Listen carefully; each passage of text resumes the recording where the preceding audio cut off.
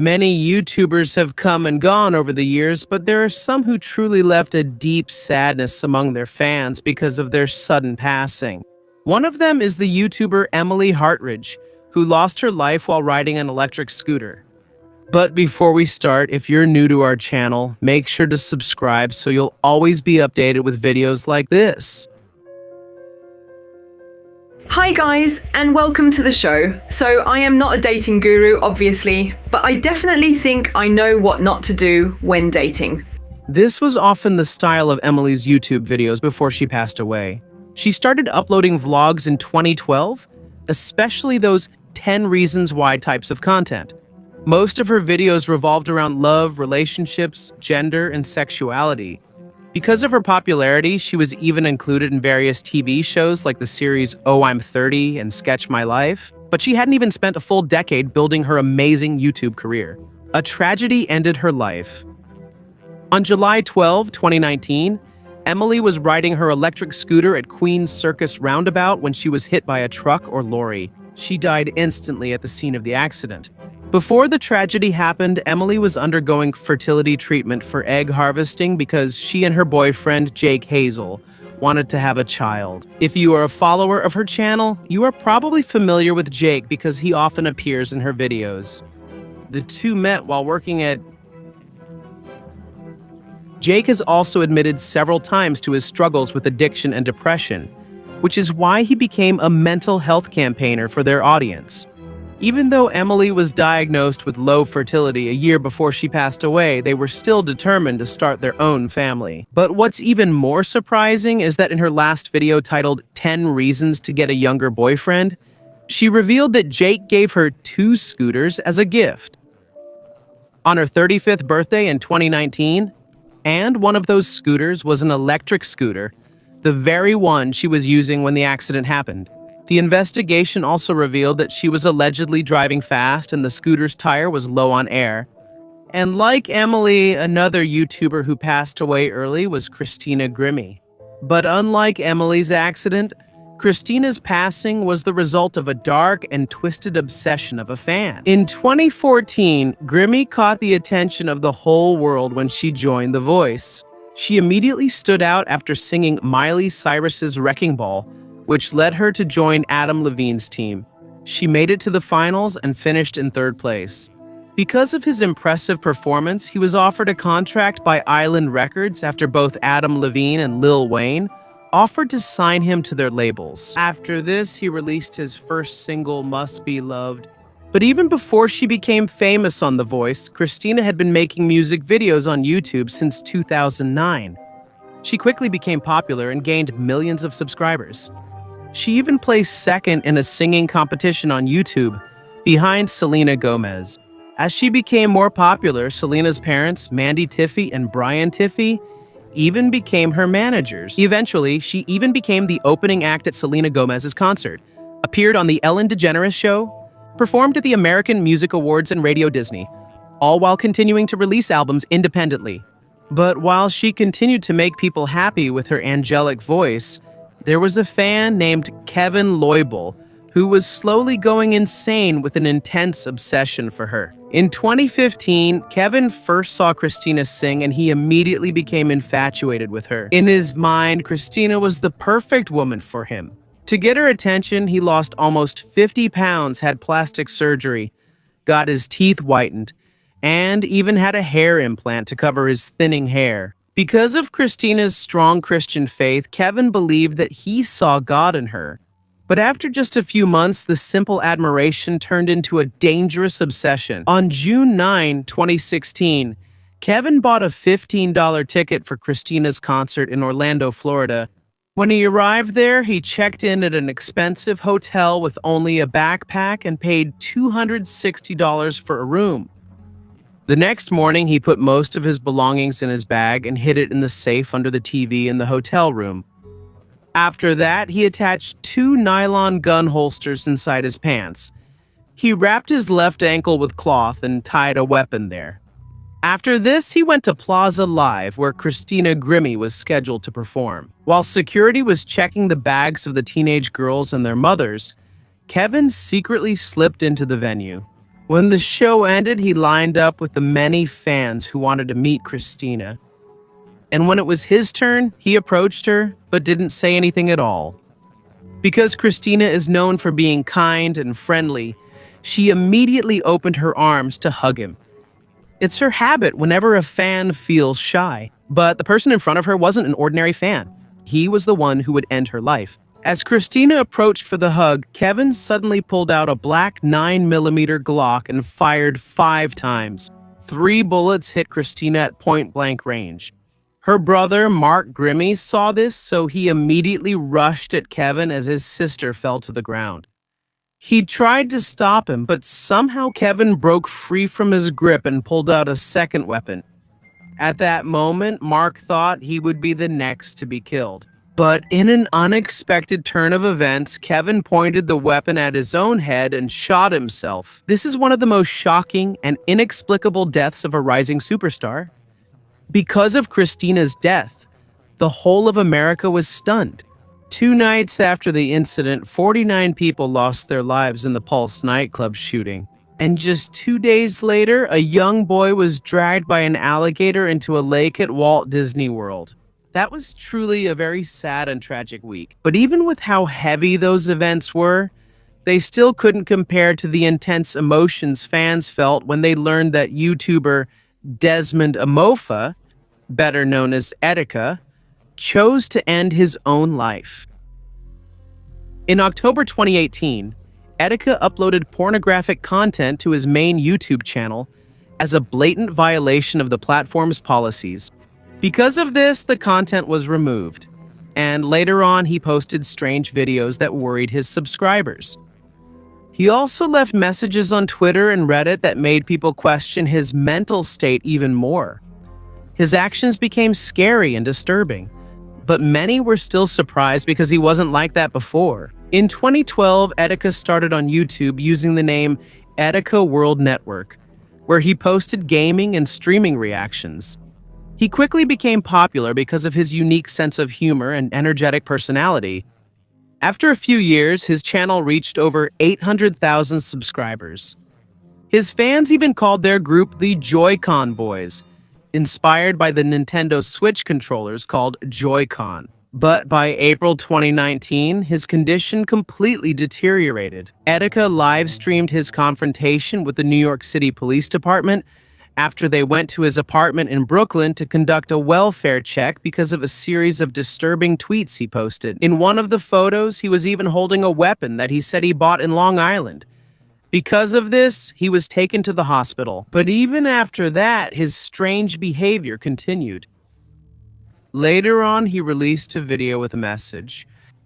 I'm sorry I betrayed your trust. I'm sorry I pushed you all away. I'm sorry I made a clown of myself. I apologize. In June 2019, a pre-recorded video titled I'm Sorry was uploaded to his channel. In the more than 7-minute video, he can be seen walking the streets of New York City while talking about his mental health, unusual thoughts, and the negative effects of social media. There was also a long apology message included in the video's description. Later on, YouTube removed it for violating their guidelines. But what was truly shocking was that after uploading the video, Etika left his personal belongings on the pedestrian walkway of the Manhattan Bridge before jumping over the railing and drowning. After Etika was declared missing by the NYPD, many internet personalities and his friends tried to contact him, but received no response. His wallet, laptop bag, cell phone, clothes, and even his Nintendo Switch were found beside the bridge. And just 4 days later, his body was found about 800 meters from where he left his belongings. He was only 29 years old. And when it comes to the pressure of social media, sometimes age really isn't enough to handle it. Just like the 33-year-old YouTuber and VH1 star Stevie Ryan, whose life also ended in a shocking way. Born on June 2nd, 1984, Stevie Kathleen Ryan grew up alongside the rise of the internet. Even as a child, she already knew how to use a video camera, and she truly dreamed of becoming a Hollywood star. When YouTube became popular, she immediately tried it to make a name for herself. even if it came with controversy. In May 2006, she uploaded her first YouTube video as the character Little Loca. This character was supposedly based on a Latina classmate she had in high school. Even though there were many mixed reactions because she was a white woman, her videos still got millions of views. And during that time, getting 1 million views per video was already a big deal. It wasn't long before Hollywood noticed her and she was given her own VH1 sketch comedy show, Stevie TV, which revolved around her life and career. But unfortunately, VH1 canceled the show in 2014 after only 2 seasons and 14 episodes. This was really tough for Stevie, especially since she had a hard time finding new projects in the entertainment industry.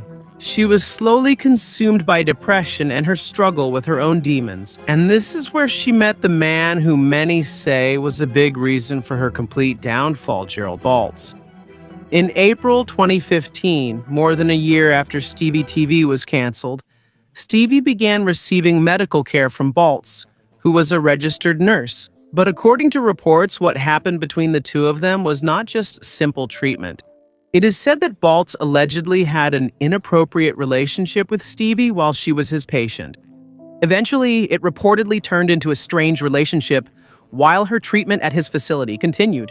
There were allegedly messages that proved their intimate encounters, and it was also shown there that Baltz asked for their conversations to be deleted because he knew what they were doing was unethical. Aside from that, it is said that he allegedly prescribed Stevie almost 10 kinds of medication for different conditions like depression, schizophrenia, and bipolar disorder, without a clear explanation as to why these were needed. He also allegedly did not seek proper supervision while treating Stevie.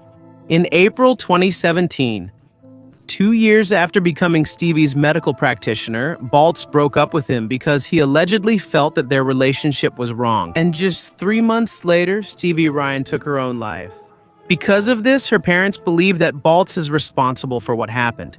So they filed a wrongful death lawsuit against him and his company, Insight Choices Psychiatry Nursing, which Baltz allegedly left a month after Stevie died. There are no legal documents showing that the case went to court, so it's possible that a private settlement was reached instead. But no one knows the whole truth. And while others lost their lives due to personal struggles and the pressures of fame, the next case is about Greg Plitt, who lost his life while trying to inspire others. Greg was well known for his almost perfect physique, which appeared in numerous fitness magazines and workout videos. But at the age of 37, his life was cut short after being hit while filming a video. But Greg was not just an ordinary YouTuber. In 1996, he graduated from Gilman School in Baltimore and immediately joined the United States Military Academy, where he became airborne and Ranger qualified. After this, he became part of the official athlete program of Meet RX and became a certified personal trainer in Los Angeles. Back then, you could see Greg almost everywhere. From commercials to fitness campaigns. He appeared in advertisements for Under Armour, MTV, Gold's Gym, Old Navy, Calvin Klein, and many more. He also landed some acting roles because of his popularity. But while filming a dangerous YouTube video, that's when he ultimately lost his life. On January 17, 2015, 2 men were filming Greg on the railroad tracks near the Burbank train station when a train suddenly came from behind and hit him. This caused his immediate death. The investigation found that Greg knew the train was coming. But the problem was the design of the railway tracks in that area was confusing, and it was hard to tell which track the train would actually pass through. Instead of leaving the railway completely, he stood in the middle while the train kept blowing its horn as if he was playing with his own life. And unfortunately, he lost. At first, his death was considered a suicide, but later on, a video from a train passenger surfaced showing that Greg actually tried to run away from the train when he noticed it was getting closer. Because of this, the case was downgraded to an accident. The video he was filming at that time was supposed to be for a commercial for his own energy drink. Although his end was a tragedy, his legacy still remains because his motivation is still being used up to now. Water accident. Like Greg, another YouTuber also lost his life while allegedly recording content, Thompson.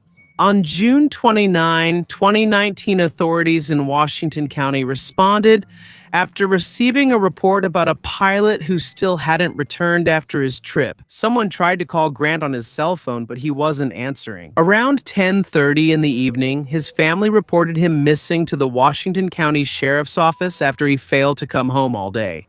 Using the GPS locator he was carrying, the rescuers were able to determine his last location. When they sent a helicopter to the area, they saw his paragliding equipment and later found the body, identified as Grant Thompson. Before that accident, Grant had been an airline pilot for 11 years before moving into real estate. But in 2010, he created a YouTube channel called The King of Random, which was inspired by a nickname given to him by a friend, because he loved doing all sorts of unusual experiments and random activities. By 2013, his channel became very popular because of the life hacks, experiments, and weekend projects. One of his most popular videos is How to Make Lego Gummy Candy, which was uploaded in May 2015, and taught viewers how to make gummy candy at home using Lego molds. It reached over 40 million views before he passed away. His channel is also known for practical hacks and science-based videos. Projects like opening a coconut using different tools or making a stress ball using only flour and a balloon. Because of the unique style of his content, he gained around 11 million subscribers. But along with Grant Thompson's fame came controversy as well. In January 2018, he faced 2 second-degree felony charges for allegedly illegally possessing an explosive device. After conducting experiments in his backyard, he could have been imprisoned for up to 15 years, but Grant agreed to a plea bargain. In exchange for reducing the charge to misdemeanor recklessness involving an incendiary device, he agreed to make 2 YouTube videos warning viewers about the physical safety and legal risks of dangerous experiments. Unfortunately, another dangerous experiment eventually claimed his life. During Grant's paragliding experiment, he crashed along with the apparatus and was declared dead a few hours later. But unlike other YouTubers whose channels stopped completely after they passed away, his channel, The King of Random, remains active to this day and has reached over 3 billion total views, with more than 1 billion of those added after his death. However, one of the deaths that truly shook the entire YouTube community was that of Talia Castellano, a teenage YouTuber who passed away after battling 2 different types of cancer. Hi, I'm Talia, and I do beauty videos on YouTube. I've already done kind of like a day look using my favorite CoverGirl products. If you've watched her inspirational makeup tutorials, you probably still remember her big, dark brown eyes, infectious smile, and her bald head that she proudly, fearlessly showed off. Despite her young age, she became an inspiration to millions of people. Her battle began while she was growing up in Orlando with her mother, Desiree Castellano, and her father, Mark Winthrop. Talia was only 7 years old when she began experiencing high fevers. When she underwent an X-ray, unusual anatomical displacements were found in her chest, leading to her being diagnosed with neuroblastoma, a rare type of cancer in the peripheral nervous system. Because she was still young, she had to undergo various therapies and intensive treatments. On several occasions, Talia was declared cancer-free, but over 6 years, her illness returned 3 times. And while that was happening, she was also diagnosed with myelodysplastic syndrome, a cancer that attacks the bone marrow along with progressive neuroblastoma. What's even more painful is that there was no available treatment that could cure those 2 cancers at the same time. This means that she was living on borrowed time. But instead of losing hope, Talia chose to make every remaining day of her life meaningful. On August 27, 2011, she uploaded her first makeup tutorial, Crazy Eyeliner, on YouTube, and it immediately got over 30,000 views. Later on, Talia and her father worked together to establish the charity Band of Parents, with the goal of helping find a cure for neuroblastoma. While doing all of this, she also made her own bucket list, from getting a tattoo to jumping into a pool filled with gelatin or jello. But her biggest dream was to meet Ellen DeGeneres and do her makeup. And in September 2012, that dream came true when Ellen invited her to the Ellen DeGeneres show. Ellen even gave her $20,000 to support her makeup journey. Since then, Talia repeatedly said in her videos that she was not afraid of death and that she was ready to stop all therapy. On July 16, 2013, after spending her last 3 months in palliative care and almost a month before her 14th birthday, Talia Castellano passed away at Arnold Palmer Hospital for Children. On the very day of her passing, her older sister, Mattia Castellano, uploaded a video where she said she wanted Talia's friends to continue her legacy and complete the items on her bucket list. Even YouTube Rewind 2013 was dedicated to Talia. At the end of the video, you can see a handwritten message that says, "For Talia Joy, who still inspires us. Rest in peace, Talia." And now, let's move on to the shocking case of Rich Piana, a fitness YouTuber who died earlier than many expected. But what shocked his fans even more was not just his death, but how he died. Rich Piana was a professional bodybuilder from Florida with over 1.2 million followers on Instagram because of his extremely muscular physique and fitness lifestyle. At the age of 46, his physique was even more impressive than most younger bodybuilders. He quickly became popular on the internet because of his social media posts, YouTube vlogs, intense workout plans, and supplement business. But his entry into the world of fitness wasn't sudden. His mother was also a bodybuilder, and she was the one who introduced Rich to the sport when he was still young. He grew up watching his mother train, and he immediately wanted to follow in her footsteps. At the age of 15, he joined his first bodybuilding competition.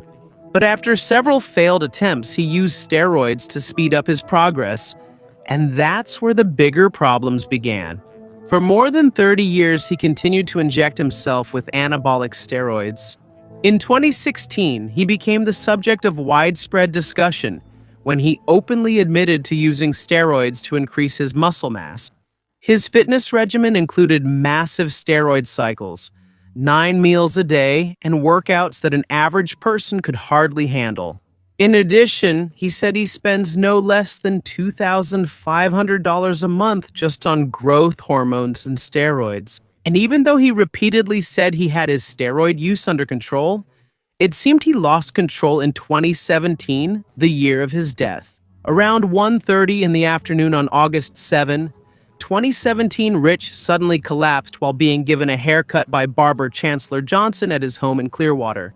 Johnson immediately called 911 and followed the operator's instructions to perform CPR while waiting for the paramedics. However, after almost 10 minutes, the responders confirmed that Rich's heartbeat was not normal. And even if it was restored to normal, the lack of oxygen to his brain had lasted so long that it caused brain damage. After finding crushed white powder, a straw, and a credit card on the table in his house, the paramedics gave him naloxone as an antidote for a possible overdose. But Johnson denied that drugs were involved. According to him, Rich only occasionally snorted high-caffeine pre-workout supplements. However, 20 bottles of testosterone were also found in his house, which is a very alarming detail. After 2 weeks in a medically induced coma to reduce the swelling in his brain, Rich Piana passed away on August 25, 2017 at the age of 46. The autopsy revealed that his heart condition was severe and both his heart and liver were almost twice the normal weight for an adult male. But even so, investigators still could not definitively determine the exact cause and manner of his death.